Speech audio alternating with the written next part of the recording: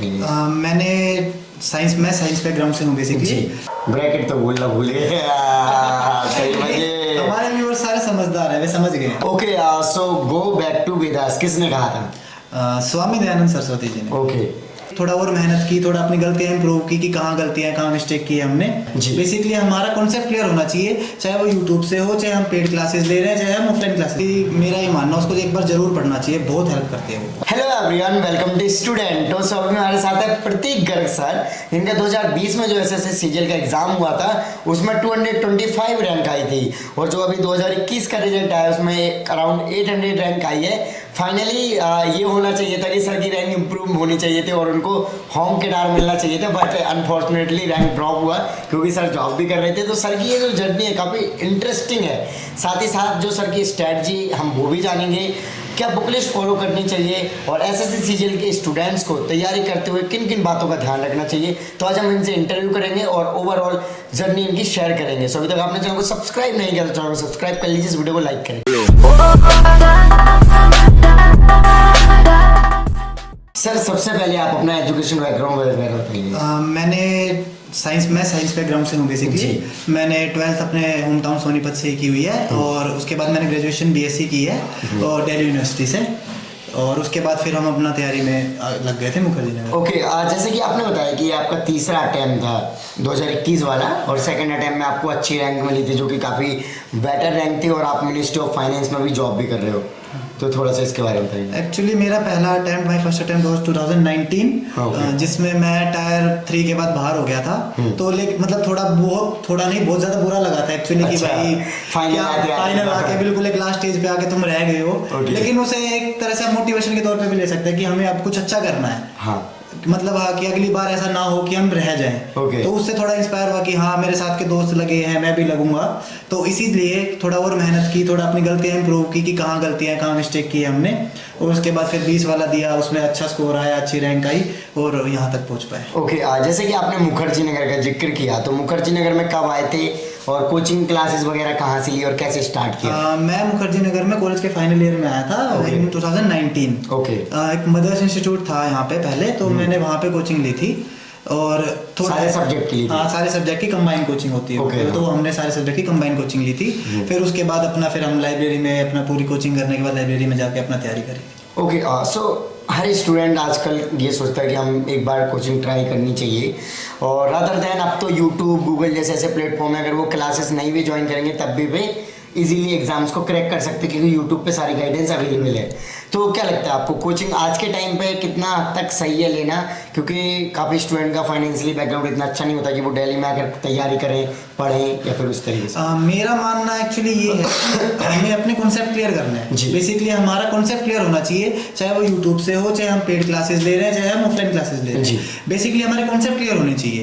तो मेरा ये मानना है कि जिस भी तरह से आप अपने कॉन्सेप्ट क्लियर कर पा रहे हैं, आपको अपने कॉन्सेप्ट क्लियर करना है बस। आप कैसे भी कोचिंग ले सकते हैं, ये भी उतनी रिलेवेंट है, यूट्यूब भी उतना रिलेवेंट है, और ऑफलाइन क्लासेस भी उतनी रिलेवेंट है। सो फाइनली अब बारी आ चुकी है सर का नॉलेज टेस्ट करने की। हार्ड क्वेश्चन नहीं होने वाले, सिंपल होंगे ऐसे। a² - b² is equal to क्या होगा? a - b × a + b। Bracket तो बोलना भूल गए। सही मजे। हमारे व्यूअर्स सारे समझदार है, वे समझ गए। Okay, area of rectangle? Length into breadth. Okay, what is the square of 125? 15,625। Okay, मेरे को तो याद ही नहीं है, मैं भूल गया, सब कुछ भूल गया। आप लोग बताना सही बता रहे नहीं बता रहे, आप लोगों के ऊपर है, कमेंट में। सो अब इंग्लिश का क्वेश्चन मैं आपसे करता हूँ। मिथ का अपोजिट बताना है आपको। मिथ का मतलब बेसिकली होता है नॉन फैक्चुअल चीजें जो भी प्रूव नहीं हो रही है टाइप से, तो उसका अपोजिट फैक्चुअल चीज, fact. Okay, great. Jallianwala Bagh कब हुआ था? 1919। Okay, so go back to Vedas किसने कहा था? स्वामी दयानंद सरस्वती जी ने। ओके, ये अकबरी किसने लिखी थी? अबुल फजल। ओके, किसने हौज खास को बिल्ड किया था? अलाउद्दीन खिलजी। ओके, और वर्ड्स की स्टडी को क्या कहा जाता है? ऑर्निथोलॉजी। ओके, सो फ्रेंड्स अब आता है last not the least question, ठीक है। So one who study and cure skin problems? Dermatologist. Okay, so friends हमने इनके साथ नॉलेज टेस्ट किया भैया के साथ। सो आप बता सकते हैं इन्होंने कितने क्वेश्चंस के सही आंसर दिए, इनको आप कितने मार्क्स देना चाहोगे कमेंट सेक्शन में ज़रूर बताना। और मुझे तो आइडिया नहीं है कि सारे कितने सही निकले कितने गलत, बट कमेंट सेक्शन में आप ज़रूर बता सकते हैं। बाकी तो भैया ने जो आंसर दी उनको ऊपर डिपेंड करता है। राइट, जैसे कोचिंग हो गई थी तो फिर आप जो सेल्फ स्टडी बनाते थे, पढ़ते थे, वो क्या रहता था आपका स्ट्रेटजी? से खुद की स्ट्रेटजी होनी चाहिए कि हमें 4 सब्जेक्ट हैं, चारों सब्जेक्ट को अप्रोच क्या होने चाहिए, कौन से सब्जेक्ट में कौन से टॉपिक्स को ज़्यादा प्रेफरेंस दें, इस तरीके से बताइए। जैसे हम मैथ से शुरू करते हैं। मैथ मेरा थोड़ा कमजोर था, जैसे 19 वाले में मेरे इतने अच्छे मार्क्स नहीं थे, तो मैंने ये देखा कि मैं कहाँ गलतियाँ कर रहा हूँ। जैसे मैंने प्रीवियस ईयर नहीं किए थे अच्छे से, इतना अच्छे से पढ़ा नहीं था मैंने, कॉन्सेप्ट क्लियर नहीं थे, तो फिर मैंने सबसे पहले अपने कॉन्सेप्ट क्लियर किए। उसके बाद मैंने प्रीवियस ईयर पे ध्यान, जितना ज़्यादा ध्यान दे सकता था उतना ज़्यादा ध्यान दिया। जैसे मैं ज्योमेट्री में थोड़ा वीक था और मेंसुरेशन ज्योमेट्री मेरा पार्ट थोड़ा वीक था, तो उसके लिए अलग से बुक्स ली मैंने, तो उनसे पूरा बुक से प्रैक्टिस करी ताकि मेरे कॉन्सेप्ट क्लियर हो जाए अच्छे से। और सिमिलरली इंग्लिश में जैसे वोकैब सेक्शन थोड़ा वीक था मेरा, तो मैंने कंटिन्यूअसली वोकैब प्रिपेयर करी। रोज की जैसे 20, 30, 40 ऐसे, पहले जैसे 10 से शुरू किया, फिर 20, फिर 30, फिर 40, ऐसे थोड़ा बढ़ाते जाते हैं। और उसके साथ साथ पीछे वाले भी हमें अपने तैयार करने चाहिए ताकि हम पीछे वाले भूल ना जाए जी। रीजनिंग तो मेन अपना मॉक टेस्ट के साथ मैं तो रीजनिंग तो अपना एक साथ ही भाई हैं दोनों, साथ साथ चलता है थोड़ा। और उसके बाद जीके तो आप कह सकते हैं एक समुंदर है, उसमें से रटना पड़ता है क्या? रटना भी पड़ता है, और एक समुंदर है उसमें से एक चुल्लू भर उठाते हैं हम, जो हमें समझ आता है हम पढ़ते हैं, बाकी एग्जाम में कुछ भी पूछ लेते हैं। तो जीके थोड़ा लक बेस्ड भी है, थोड़ा जितना ज़्यादा कर सकते हो उतना करना भी चाहिए। हाँ, अरे ये जो राजा वगैरह रहते हैं काफी परेशान करते होंगे, एक दो मीम्स भी वायरल है, साला ये लड़ते ही रहा कुछ इस तरीके से। इनके लड़ने के चक्कर में हमारा थोड़ा दिमाग घूम गया। ओके, सो जैसे कि ये चारों सब्जेक्ट है, अभी आपने वोकैब का बोला है। वोकैब मैक्सिमम स्टूडेंट क्या होते हैं ना, उनको इंग्लिश में 50% ऐसे स्टूडेंट होते हैं जो सीजीएल का एग्जाम देते हैं जिनको इंग्लिश में प्रॉब्लम होती है, या फिर जो हिंदी में बैकग्राउंड के होते हैं तो डेफिनेटली उनको होता है। तो वोकैब को सबसे पहले आप क्या करते थे? शेड्यूल जो दिन का होता था सबसे पहले वोकैब से ही स्टार्ट करते थे? कुछ टॉपर्स सबसे पहले उठेंगे, वोकैब रटेंगे, उसके बाद बाकी दिन का। मेरा थोड़ा ये था, मैं पहले जैसे वॉल्यूम 1 नीतू मैम की जो बुक है, उसमें से अपना एक चैप्टर, जो जैसे मैंने नाउन से शुरू किया, प्रोनाउन किया, कोई भी एक चैप्टर पूरा मैं पढ़ता था उसे पूरा। उसके बाद उसके जो लास्ट में एरर दिए हैं वो करता था। उसके बाद फिर बुक्स में ही अलग से हमें वोकैब दिए हैं, सीनो, एंटो, वन वर्ड, अलग अलग टाइप से दिए हुए हैं। तो उसके बाद मैंने 10 वहाँ से किए, 10 सीनो, 10 एंटो, 10 वन वर्ड, 10 इडियम फ्रेजेस। तो इस तरह से चलता था मेरा। Right, okay. So Neetu ma'am की बुक जो है वो काफ़ी पॉपुलर है इंग्लिश में, तो आपको क्या लगता है कितनी अच्छी है? बहुत अच्छी है, मतलब बेसिकली मेरा ये मानना, उसको एक बार जरूर पढ़ना चाहिए, बहुत हेल्प करती है वो। राइट, और भी बाकी सब्जेक्ट की बुक्स कौन कौन सी बेस्ट है? मैंने एक्चुअली एक मैथ्स के लिए राकेश यादव सर के क्लास नोट्स भी किए थे। उसके बाद मैं एक पिनाकल की बुक आती है, प्रीवियस ईयर बेसिकली टीसीएस जब से आया, जब से उसके क्वेश्चन आते हैं, एक वो वाली बुक मैंने की। उसको बुक को 2 बार 3 बार आप जैसे जैसे करते जाओगे अभी प्रैक्टिस बनती जाएगी। और रीजनिंग तो मेनली हम मॉक ही देते हैं, रीजनिंग तो मॉक से ही हो जाती थी। और जीएस के लिए भी वही प्रीवियस ईयर उठाते हैं, पहले लूसेंट से पढ़ो, प्रिपेयर करो, जितना हो सकता है उतना करो, उसके बाद फिर अपना प्रीवियस ईयर। ओके, जब मैं भी ऐसे सीजीएल की क्लास जाता था और नोट्स वगैरह बनाता था, या फिर क्लास में भी नोट्स बनवाए जाते थे, तो आपने नोट्स बनाए? अगर नोट्स बनाए तो किस तरीके से बनानी चाहिए स्टूडेंट्स को? नोट्स तो एक ये होता है कि हमें नोट्स में वो चीज़ चाहिए जो हम, जहाँ पे हम कंफ्यूज हो रहे हैं। अब जो चीज़ हमें क्लियर है उसके बार बार लिखने से कोई फायदा नहीं है, वो चीज़ तो हमें आती ही है। तो आप उन चीज़ों का एक अलग से नोट्स बनाओ जिसमें हम मतलब कंफ्यूज हो रहे हैं, जिसमें हम बार बार अटक रहे हैं, जो हम बार बार गलतियाँ कर रहे हैं। तो जैसे अब कोई वोकैब आ गई, मॉक दिया हमने, उसमें कोई वोकैब आ गई, वो वोकैब हमें नहीं लग रही है, तो उसको जरूर लिखना चाहिए कि कहीं ये एग्जाम में ना आ जाए। इसी तरह मैथ्स का कोई नया क्वेश्चन दिखा हमें, तो हम उस क्वेश्चन को एक अलग से कॉपी में लिख लें, ताकि वो चीज़ आगे बाद में हमें परेशान ना करे, हमें वो याद रहे। राइट, जैसे कि हर एग्जाम्स में प्रीवियस ईयर और मॉक टेस्ट की बहुत ज़्यादा इंपॉर्टेंस है, तो इनकी क्या अप्रोच होना चाहिए? जैसे मैं ऐसे सीजन की तैयारी करने आऊँ तो पहले दिन तो मॉक टेस्ट पकड़ूंगा नहीं, पहले दिन तो प्रीवियस ईयर देखूंगा, क्योंकि मुझे समझ नहीं आएगा सिलेबस जब तक पढ़ाना। तो क्या अप्रोच होनी चाहिए? सबसे पहले तो अपना सिलेबस पूरा करो, जो तुम कोचिंग ले रहे हो, जहाँ से तुम्हें कराया जा रहा है, तुम अपने नोट्स पूरे करो। एक बार नोट्स तुम्हें अच्छे से होने चाहिए, उसके बाद तुम प्रीवियस ईयर ट्राई करो कि भाई जितने क्वेश्चन तुम बना पा रहे हो, जितना कर पा रहे हो, प्रीवियस ईयर करो। उसके बाद जब तुम्हें थोड़ा कॉन्फिडेंस आने लग जाए, हाँ आई एम वर्दी नाउ, तो उसके बाद थोड़ा मॉक्स ट्राई करने चाहिए। लेकिन मॉक्स में जब हम शुरुआत करते हैं तो मॉक्स में नंबर नहीं आते। मैंने जब स्टार्ट किया था मेरे कुछ 70-72 ऐसे मार्क्स आते थे, 70-72 के अराउंड। उस टाइम बड़ा बुरा लगता है कि यार हम तो वर्दी नहीं है, हम क्या कर रहे हैं यहाँ पे। कुछ होगा नहीं होगा, लेकिन वो चीज़ छोड़नी नहीं चाहिए, उस पर कंटिन्यू करते चाहिए। हम मौका दे दिया, हमें उसमें देखना है कि हाँ हमने क्या गलतियाँ करी हैं, कि हम इस चीज़ में थोड़ा पीछे चल रहे हैं तो हम उसे इम्प्रूव करें। हाँ। तो धीरे धीरे धीरे धीरे वो चीज़ हमें हमारी अच्छी होती चली जाती है और हम इम्प्रूव करने लग जाते हैं।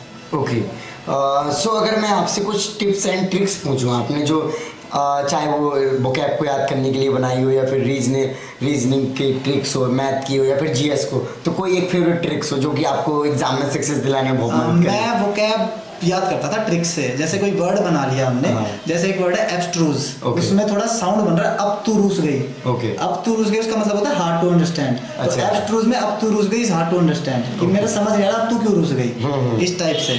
एक दूसरा वर्ड है वेशेलियन, उसमें स्पेलिंग में बच्चन आता है। तो बच्चन सर का गाना है मैं शराबी, तो उससे वेशेलियन शराबी बन गया। ओके, गाना बहुत सुने फिर आपने एग्जाम्स के टाइम। अच्छा, एक और इंटरेस्टिंग चीज़ मैं आपसे पूछना चाहूँगा, जब मैं 11वीं 12वीं 10वीं में था तो मैथ जो सब्जेक्ट था, मैं गाना सुनते हुए मैथ लगाता था, बड़ा मजा आता था। हाँ। तो क्या आप लोग भी ऐसे किया? मैंने भी ऐसे ही किया है, मैं तो गाना भी सुनता था और अपने दोस्तों को भी कॉल लगा लेता था।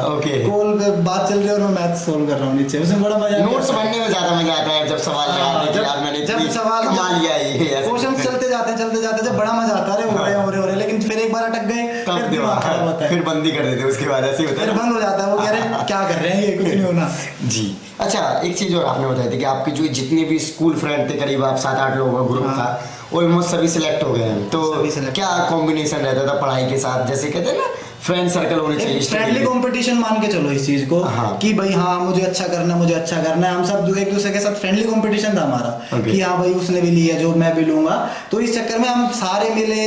जैसे मुझे कुछ डाउट हुआ मेरे दूसरे दोस्त ने सोल्व कर दिया, उसे कुछ डाउट हुआ दूसरे ने सोल्व कर दिया, उसे कुछ हुआ तो मैंने सोल्व कर दिया, इससे बहुत हेल्प मिली है हमें। Okay, great. सो एवरेज अगर मैं आपसे पूछूं कि कितने घंटे पढ़ते थे या फिर क्या स्लॉट में स्टडी करते थे, जैसे कि 4 सब्जेक्ट हैं या फिर आज सिर्फ मैथ ही पढ़ना, क्या रहता था? मैं थोड़ा लेट उठने वाला बंदा हूँ, मैं वही 9-10 बजे उठने वाला बंदा हूँ एक्चुअली। हाँ। तो मैं 9-10 बजे उठ के अपना 11, साढ़े 11-12 तक अपना लाइब्रेरी में जाता था।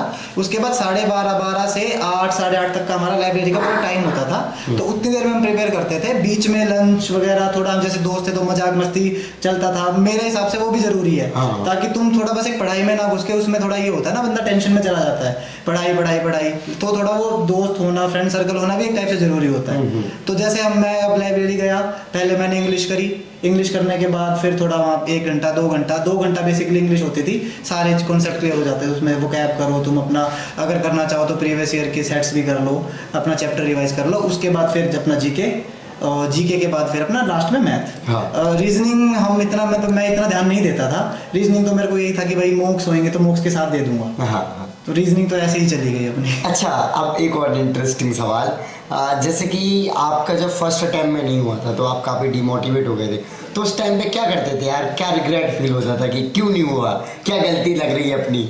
बस उस टाइम ना बड़ा बुरा सा लगता था कि यार तैयारी तो बहुत की, अपनी ओर से मेहनत पूरी की, पर हो नहीं पाया, तो क्या गलती थी क्या नहीं थी। तो फिर मतलब धीरे धीरे हमने औरों से पूछा, थोड़ा दोस्तों से बात की, तो समझ आया कि कहाँ गलती कर रहे हैं, कि मतलब हमें प्रीवियस ईयर को तो बिल्कुल हल्के में लेना ही नहीं है। मैंने क्या किया था, प्रीवियस ईयर छोड़ दिए थे, अपना जैसे बुक कुछ भी आता था वो कर लेता था, जैसे बुक थी कोई भी बुक अपना उठा ली, बेसिकली कोई चीज़ एक फॉलो नहीं की, कहीं से भी कुछ भी कर लिया जी। लेकिन मुझे ये फिर बाद में समझ आया कि नहीं, कि हमें एक पर्टिकुलर चीज़ पढ़नी चाहिए। बार बार वो बात आती है ना कि 10 बुक को एक बार पढ़ने से अच्छा एक बुक को 10 बार पढ़ो।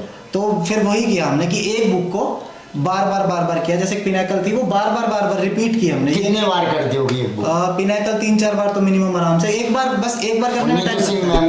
नीतू सिंह मैम की तो बहुत ही बार हो चुकी है, उसका तो पता ही नहीं है कितने बार हो चुकी होगी, बहुत 15 प्लस हो गई आराम से। 15 प्लस हो गया। ऐसे मैं एक बार यूपीएससी का इंटरव्यू ले रहा था किसी टॉपर का, उन्होंने लक्ष्मीकांत को 100 बार रिवीजन किया। हो जाता है वो, एक होता क्या है ना, एक बार वो फिर हम एक बार करने के बाद सॉर्ट हो जाता है वो बिल्कुल। हाँ, वो बिल्कुल एक दिमाग में छप चुकी होती है वो चीज़, क्वेश्चंस भी याद होते हैं, इस पेज पे ये क्वेश्चन आने वाला है, इस पे ये आने वाला है, लेकिन वो ये हम चीज़ें भूलते नहीं है। वो बार पढ़नी चाहिए, उसमें टाइम भी नहीं लगता है। एक बार हमने बुक पूरी कर ली है, उसके बाद अगर हम उसे दोबारा करने जाएंगे तो उसमें टाइम नहीं लगता है। राइट। तो क्योंकि उसमें फिर हम अपने इंपॉर्टेंट क्वेश्चन जहाँ हमें डाउट है वो हम मार्क कर लेते हैं। जैसे कि अभी जैसे मैंने पिनाकल की मैथ किया मैंने, तो जैसे मैं एक एग्जांपल के तौर पे ज्योमेट्री कर रहा हूँ या मेंसुरेशन कर रहा हूँ, मैं किसी क्वेश्चन में अटक गया, हाँ। तो मैंने उसे सर्कल कर लिया कि अब मैं दोबारा आऊंगा तो ये क्वेश्चन मेरे को 2 बार दोबारा करना ही है, ताकि मैं अगली बार इसमें ना कंफ्यूज हूँ, ना अटकूं। ओके, और जैसे कि आपका इस बार जो रैंक है काफ़ी ड्रॉप हुआ, उसका मेन कारण क्या है? अब आपको खुशी होने की बजाय थोड़ा ही लग रहा होगा यार इससे अच्छा देते ही ना तो सही था। एक्चुअली ना वो थोड़ा जॉब भी होती है ना, तो जॉब के साथ थोड़ा सा मुश्किल हो जाता है, हाँ। कभी कभी थोड़ा काम ज़्यादा आ जाता है, तो हाँ। मेरे साथ थोड़ा ये हुआ कि एग्जाम के टाइम पे थोड़ा काम ज़्यादा आ गया, तो थोड़ा लेट हो जाता था, तो उतना रिवीजन कर नहीं पाया मैं, तो छूट गया पढ़ाई। बाकी आपका होम स्टेट कैडर नहीं अब मिल पाएगा आपको, वो थोड़ा हाँ टफ ही लग रहा है। हाँ, पर फिर भी जहाँ है वो अच्छी जगह है, अच्छी जगह है, बहुत right, अच्छी तो जगह अच्छी है। बात है। तो अभी आप मिनिस्ट्री ऑफ फाइनेंस में फाइनली अभी जॉब कर रहे हो, फिर सिलेक्टेड हो, और अभी आपका ट्रेनिंग पीरियड भी चल रहा है, तो ट्रेनिंग पीरियड के थोड़े से कुछ बताइए कैसा ट्रेनिंग लग रहा है? पीरियड मेरे हिसाब से बेस्ट पीरियड है लाइफ का, इससे अच्छा कुछ नहीं हो सकता है लाइफ में। हाँ। जितना एंजॉय करना है अपनी लाइफ इसमें एंजॉय कर सकते हो आप। हाँ। ऊपर मतलब क्योंकि आपको सारे टीममेट आपके ही जैसे मिले, सारे अपने दोस्त होते हैं, सारे एक उम्र के, एक सारे एक जो आपके एक मैंने ना एक स्टोरी देखी थी, कोई यूपीएससी के ही थे, कि आपको इस फेज में ट्रेनिंग फेज में ऐसे फ्रेंड्स मिलते हैं जो लाइफ टाइम आपके साथ फ्रेंड होते हैं, है ना? हाँ वैसा ही होता है। क्योंकि स्कूल कॉलेज वाले तो छूट जाते हैं बहुत maximum नए नए बंदे हमें मिले हैं, जैसे अभी कोई हेल्थ मिनिस्ट्री में, कोई डिफेंस में, कोई होम में है, अलग अलग मिनिस्ट्री के सारे बंदे आए हुए हैं, तो सबसे बात करते हैं, पता चलता है उनकी मिनिस्ट्री में क्या होता है, उनकी में क्या होता है। ओके, तो बहुत ही अच्छा इन्वायरमेंट होता है एक एक्चुअली ट्रेनिंग के अंदर। अभी एडवेंचर ट्रिप्स भी होते हैं, अभी हमें ऋषिकेश भी लेके गए थे, हाँ, वहाँ भी काफी एंजॉय किया था हमने। ये दिन कहाँ दोबारा कहाँ मिलता है, ये सबसे बेस्ट डेज होते हैं। ओके, सो लास्ट में कोई मैसेज देना चाहेंगे जो फ्यूचर एस्पिरेंट है एसएससी के लिए? मैं बस यही कहना चाहूँगा, लगे रहो, छोड़ना मत। थोड़ा सा ऊपर नीचे चलता रहता है, थोड़ा लाइफ में आएगा कि अरे हम क्या कर रहे हैं, कम नंबर आ जाएंगे, डिमोटिवेट हो जाएंगे, लेकिन बिल्कुल डिमोटिवेट नहीं होना, अपना लगे रहना है, चलते रहो जरूर कामयाब हो जाएंगे। Okay, so thank you so much sir, आपने डिटेल में अपने जर्नी को या फिर एक्सपीरियंस को शेयर किया। सो आई होप कि स्टूडेंट्स को कुछ सीखने को मिला होगा। सो फ्रेंड्स, आपने देखा कि सर के साथ हमने डिटेल इंटरव्यू किया। सो अभी तक आपने चैनल को सब्सक्राइब नहीं किया तो चैनल को सब्सक्राइब कर लीजिए, वीडियो को लाइक करें, एंड आपके जो भी क्वेरीज होते हैं आप हम इंस्टाग्राम फेसबुक पर मैसेज कर सकते हैं। इन सभी के लिंक वीडियो को डिस्क्रिप्शन में। जय हिंद।